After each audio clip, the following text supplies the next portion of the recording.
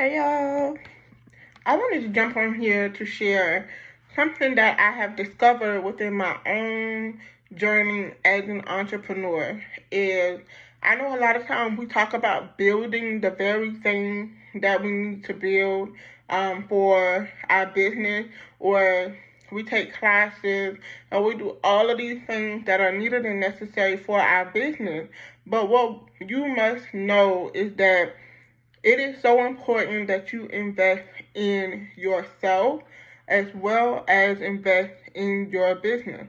And investing in yourself is making sure that you do not overlook your spiritual walk. Your spiritual walk, we can go to the gym, we can change our eating habit, we can fix our finances, we can do all of these things. But if you are not sure about walking in alignment with who God says that you actually are and walking in His truth and knowledge of understanding, then what can happen is a lot of things that you are dealing with spiritually, you will carry it over to your business.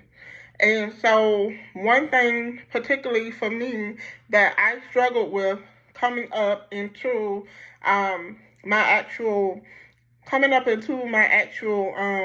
business, one thing I struggled with back then was I struggled with rejection. And so, as I was struggling with rejection, what I noticed was if there was anything in my personal life where I felt like I was rejected from my family, or I felt like I was rejected from friends, or rejected in anything that I like, people weren't accepting me, or they wasn't accepting the thing that I was trying to do. And when I walked in that place of feeling condemned, feeling feeling less than because I was rejected, what I did was I carried that over into my business. And so when it was time to go out and talk about who I was and the things that God called me to do, and when someone didn't accept, or when they didn't want to listen to the things that I had to say, or even want to buy into the product that I knew was good, what happened was I found myself struggling. I found myself feeling like I was less than. I found myself in a place of feeling like, well, let me not even worry about this part, or even pursuing the things that I know God told me to do, because I was dealing with rejection. I was not taking into consideration that God had called me to a thing, and there is a specific people that are called to actually embrace the thing that I was called to do. And so, what did that look like for me? It looked like, for me, I had to go back to the Word. This is why the Word actually worked in what you do as well. It works in your work. It works in the thing that you are called to do as well. And the Bible simply saying, as you come to Him, a living stone, rejected by men, but in the sight of God, you are chosen and precious. In the sight of God, we are chosen and precious. So that means what somebody may not see about me, I have to rest in the part that God sees me as chosen and precious. Meaning, someone may not believe in what I am doing, or they may not even think I'm called to do what I'm called to do, but I can walk in authority, resting in a promise that God has chosen me. And He feel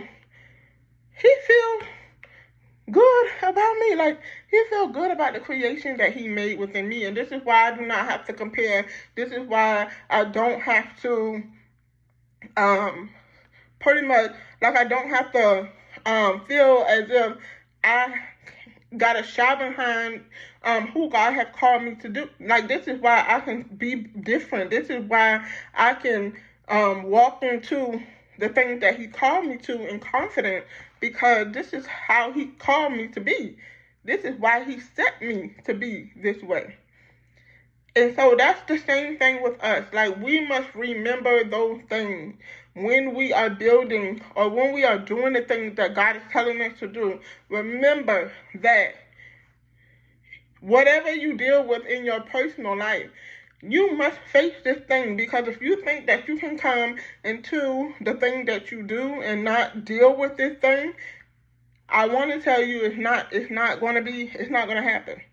It's not going to happen. So whatever it is that you know that you're struggling with, that you need to work on, I encourage you, I highly encourage you to make sure that you do the necessary work to work on yourself so that you can see yourself grow in your business. Because as you heal, as you develop, as you grow, then everything that you create, everything that you produce, everything that you do, it must flow from who you are. But if you're broken, if you're frustrated, if you're not confident, it's going to show in everything that you do. I hope that this was an encouragement to you. As I walk through the healing of being rejected in my own personal life, I see myself going in places. And if someone tells me no about the thing that I'm offering, I'm not frustrated. I'm not down. I'm not saddened, because I know that just because the no hit hard doesn't mean that I'm not worthy. It does not identify my worth, because God has called me, He has chosen me, and I am precious in His eyes. So I highly encourage you to do the self-work, do the work within yourself, and from there you will see yourself grow and develop in new things that God is calling you to in your business.